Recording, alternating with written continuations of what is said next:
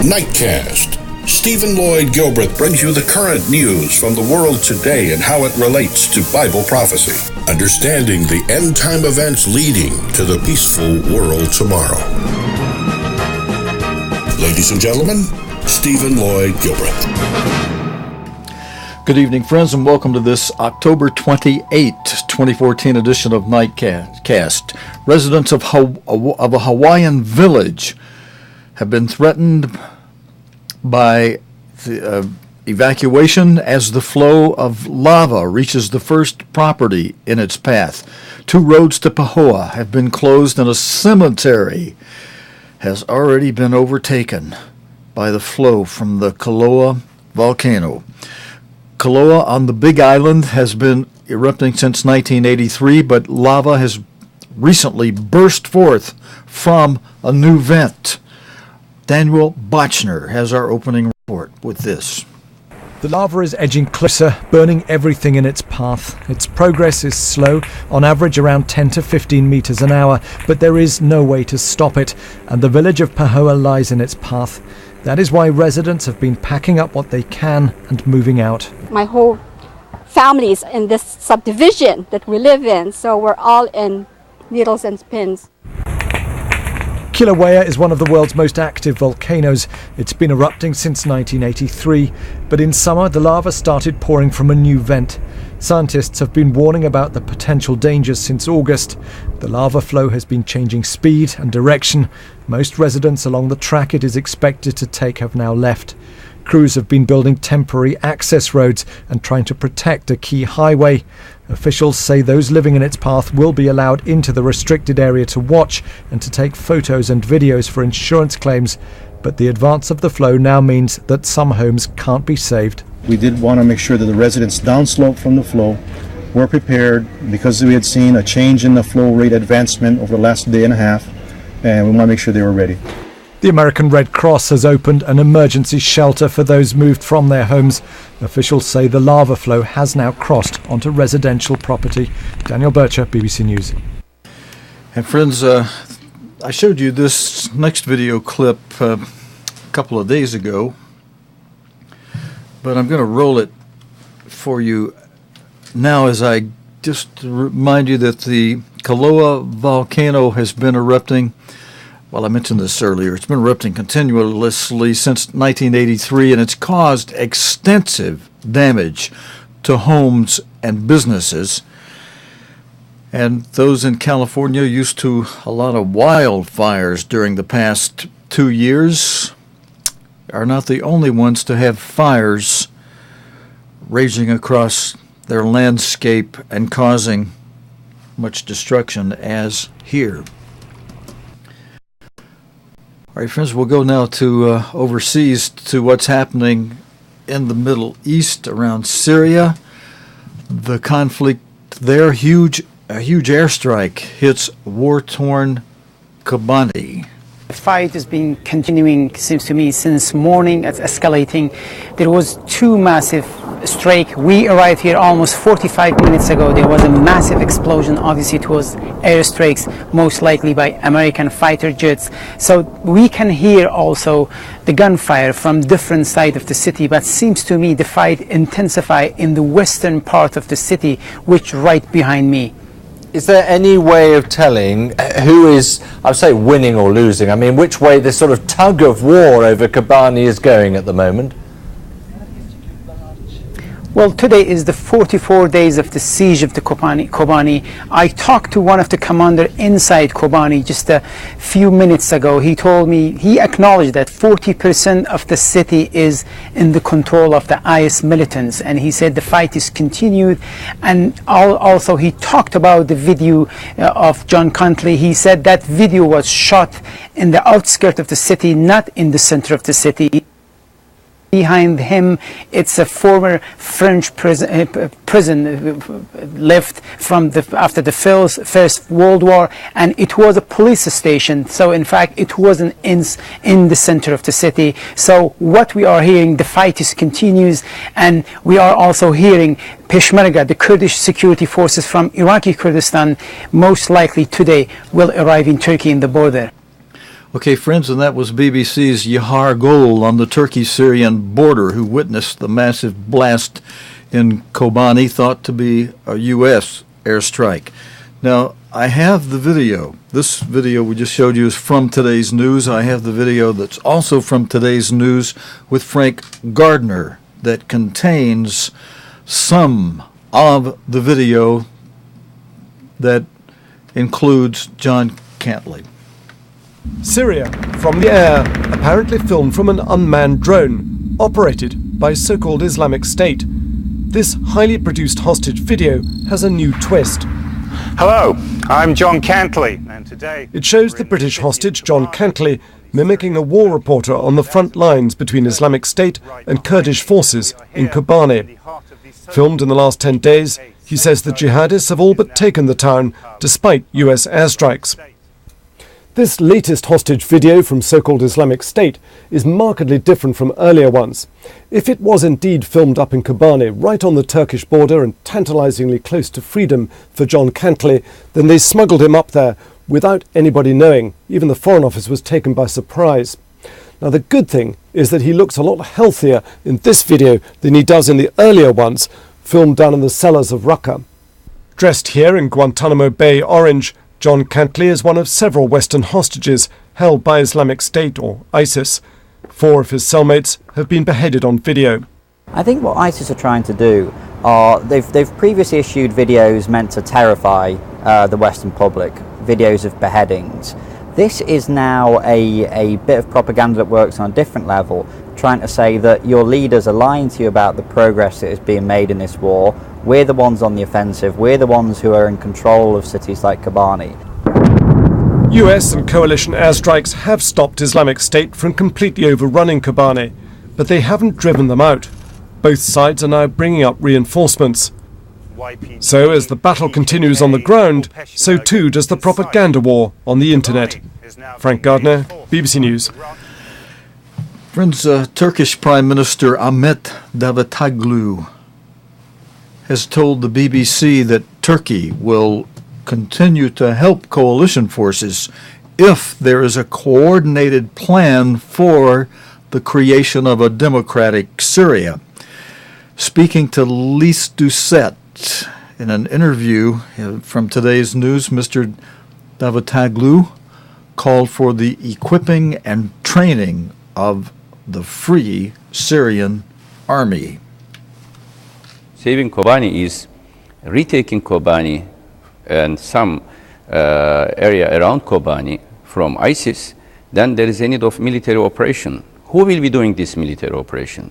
This is the question. I am really surprised and shocked when some international media accusing Turkey or expecting Turkey to do something should define what Turkey should do. Well, if Turkish military intervenes Kobane, I am sure many of these media or international parties will criticize Turkey as if we are intervening to another country. The only way to help Kobane, since other countries don't want to use ground troops, is sending some peace-oriented or moderate forces to Kobane. What are they? Peshmerga. Peshmerga is part of the Iraqi army. Constitutionally, they are part of the Iraqi army, and Free Syrian Army. But if other countries, Americans, Europeans want to send their troops, Turkey never said no. But of course, so they have said repeatedly, sir, that they will not send troops. Okay, then what if they don't want to send their troops, ground troops, how can they expect Turkey to send Turkish ground troops with the same risks on our border? So the question is here. It is easy to accuse, or it is easy to say something against another country, but they have to make empathy and they should ask what can we do and what can we expect from Turkey to do. Could you do more, sir, to stop the flow of jihadis going across your border, because they are going across? We did. We never allowed any foreign fighters to go inside Syria without. Which means they escaped past your security forces. You mentioned some intelligence services. They cannot claim these. There is no evidence that Turkey has any link, any cooperation, any support to this type of groups. It is a threat to Turkey. It is on our border, And Turkey declared ISIS as a terrorist organization last year in October 2013. You're obviously angry, Mr. Prime Minister, at Washington's new approach, or in fact its continuing approach to Syria. What are you asking of Washington now? Equip and train Free Syrian Army so that if ISIS leaves, regime should not come. If ISIS leaves, PKK terrorists should not come. If ISIS is being eliminated, brutal massacres should not continue. So there is a need of integrated strategy. So let me be clear, Mr. Prime Minister. So in other words, to take an example, you will not allow American and other air forces to use your airbase at Incirlik unless they're also going to bomb President Assad's forces, as well as the forces of Islamic State. Let me use a positive perspective. We will help any forces, any coalition, through airbase or through other means, if we have a common understanding to have a new pluralistic democratic Syria and to fight against all crimes against humanity committed by ISIS as a terrorist organization or committed by the regime as a brutal regime. Mr. Prime Minister, thank you very much for your time, for speaking to the BBC. Thank you.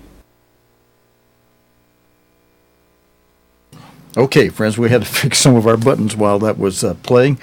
A story related, of course, to the second seal of Revelation. The second seal of Revelation, as we show in our chart here, is depicted in Revelation 6 as a red horse, which Jesus Christ described in plain language having the activities of war, rumors of war, and world war, nation against nation, kingdom against kingdom. I haven't mentioned this for a good week or more, that the first round of world war occurred within the past century, just a little more than, well, actually right at 100 years ago, 1 century ago this year, because World War I began in 1914, ended by paperwork treaty in 1919. Then there was a recess for a few short decades, and then around 1939, 1940, round 2 of World War had begun and ended in 1945. Now we've been in a long recess since 1945 for more than half a century, awaiting round 3 of World War, which will occur at the beginning of the 5th seal, which is the next major event in prophecy to happen. The 5th seal has only happened in small type in the past, but it actually hasn't occurred. The 5th seal has not began yet, which will be the Great Tribulation, as Jesus Christ described it, as Revelation described it. It's a time of the martyrdom of saints, and that's exactly the way Jesus Christ described it as well, a time of the martyrdom of saints. The saints in Revelation 6 asking, "Oh, how long, O Lord God, will you continue to not avenge, not judge and avenge the blood of those of us who have died as martyrs for your name's sake?" And let me come out of this shot for a moment. Let me just flip over there while we're mentioning some of the scriptures from the Bible. Let's just take a moment with that, friends. This newscast provides you the day's current news related to the Bible and prophecy. And so once in a while we're going to flip open the book and mention some of those things from the prophecy. And if we look at, we're describing the 5th seal. The 5th seal is described beginning in verse 9 of Revelation 6, where Jesus Christ speaking, as recorded by John from a vision that he had on the Isle of Patmos, where Christ says, or John writes of Christ revealing these things to him in this vision from the Isle of Patmos. The vision, John had the vision on the Isle of Patmos, but it was of events happening in heaven. And verse 9, when he had opened the 5th seal, I saw under the altar the souls of them who were slain for the word of God. In other words, the martyrdom of saints, and for the testimony which they held. And verse 10, they cried with a loud voice, saying, How long, O Lord, holy and true, dost thou not judge and avenge our blood on them that dwell on the earth?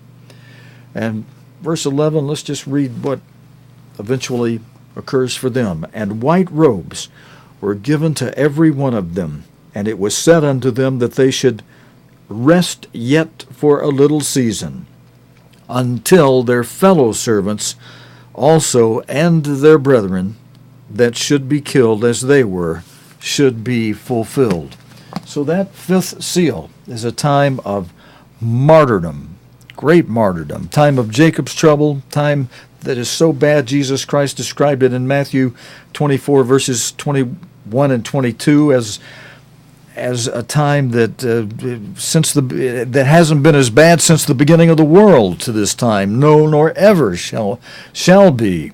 So the time that's coming, the trouble that's coming, is nothing is going to have been worse than the coming trouble since the beginning of the world, and thankfully nothing after the trouble that's coming will ever again be as bad as what we're going to see sooner or later. I probably should say this way, sooner than later, in this fifth seal, the time of the Great Tribulation. It's a time when the seventh and final head of the Holy Roman Empire will be crowned by the Pope in a coronation ceremony in the Emperor's Hall in Frankfurt, Germany. So the seventh and final head will be revived just one more time, one last time, and before Jesus Christ comes. And once he's crowned, where 5 nations or regions, as they may be rebordered from the east and 5 from the west, give their power to this, what the Bible calls a beast,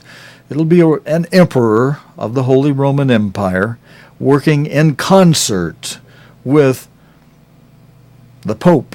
And whether it's this current Pope or another Pope yet to swing back into office or yet to come is something we're watching, and we'll just have to continue to watch day by day. Now, this next story, I think, would relate more to the fourth seal, because Jesus Christ described the fourth seal in 3 different terms. The primary term he used was loimas. We've emphasized that a lot in the church, being disease epidemics, pestilence, the plagues of Egypt. And the rider of that pale horse is named Death. And alongside, Revelation 6 says, alongside this pale horse and its rider named Death rides Hades, hell, the grave. So it's a very deadly horse, a horse and rider with very deadly activities befitting the name of the rider of that horse, Death. And another means of that death is seismic conditions, Jesus Christ having used the Greek word seismos to describe events that would occur between the third seal and the fifth seal. That leaves you only the fourth seal. And he also described things that would be happening between the third and fifth seal as terake. Now, only Mark records that term Christ used in Mark 13, verse 8. But you only need, one witness that sees the same or hears the same event, adding his point of view to tell you, hey, Christ also used another term. He also used the word terake to describe this fourth seal. Terake meaning disturbances, troubled waters, both literally and figuratively. Figuratively in the sense of mobs and sedition. And that's what makes this next story relate to the fourth seal. And I'm going to see if I can get that fourth seal up. Yeah, there we go. And then we'll move the little green pale horse up into the left corner as we roll the story about Hong Kong, where its civil disobedience movement began exactly 1 month ago today. Now, and this is from today's news, 28 October. So exactly 1 month ago today, the Hong Kong civil disobedience movement began. But more than 4 weeks after police fired canisters of tear gas at tens of thousands of demonstrators, giving unprecedented momentum to the civil disobedience campaign, a statement has taken hold. You'll hear Juliana Liu explain that in this report. Exactly a month ago was when the civil disobedience movement was first called, and as you can see over the last more than 4 weeks or so, the area here in Admiralty, the main demonstration site, looks very different. There are more than 1,000 tents here. Activists have spaces for socializing, for eating, even for studying, so the hardcore activists really never have to leave. Now, politically, the situation is more complex. Last week, there were talks between representatives of the movement and the Hong Kong government, but those talks have not really progressed since then. So there had been hopes that there could be a negotiated solution, but that hasn't happened. And at the moment, there is stagnation. There is a bit of a stalemate going on, and no one's very sure what will happen next to this movement. But the organizers and the supporters say that so much has happened in the last 4 weeks that Hong Kong will never be the same, no matter how this ends. Okay, and thank you very much for that report, which was a little bit quicker than I thought it would be, friends. But I've got the next story ready to go out of Brussels, related to the EU. It also relates to the fourth seal in the sense that that term Christ used that Mark recorded in chapter 13, verse 8, Mark 13, verse 8, as terike in the Greek, means not only disturbances, troubled waters, literally and figuratively, it means trouble. But now not the mega trouble of the fifth seal, which is in the Greek is mega trouble or great tribulation. But there's a prelude of troubling music that leads up to the Great Tribulation. There's trouble before the Great Trouble, the mega trouble. There's, rumbling, roiling trouble. And this story relates to that and the kind of immigration problems they're having over in Europe that the United States should be paying careful attention to, really. Officials in charge of securing the EU's borders are meeting in Brussels to consider how best to deal with the surge in migrants trying to reach Europe.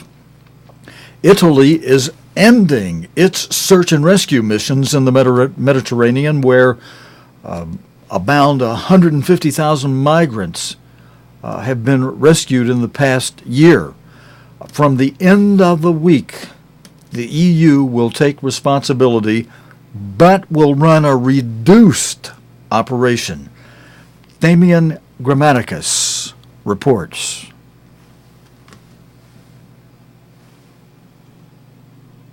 The whole player seems to have frozen because the controls I use to operate it are not functioning here, but maybe I can play it from, I've got an emergency button over here. Let's see if this will start it.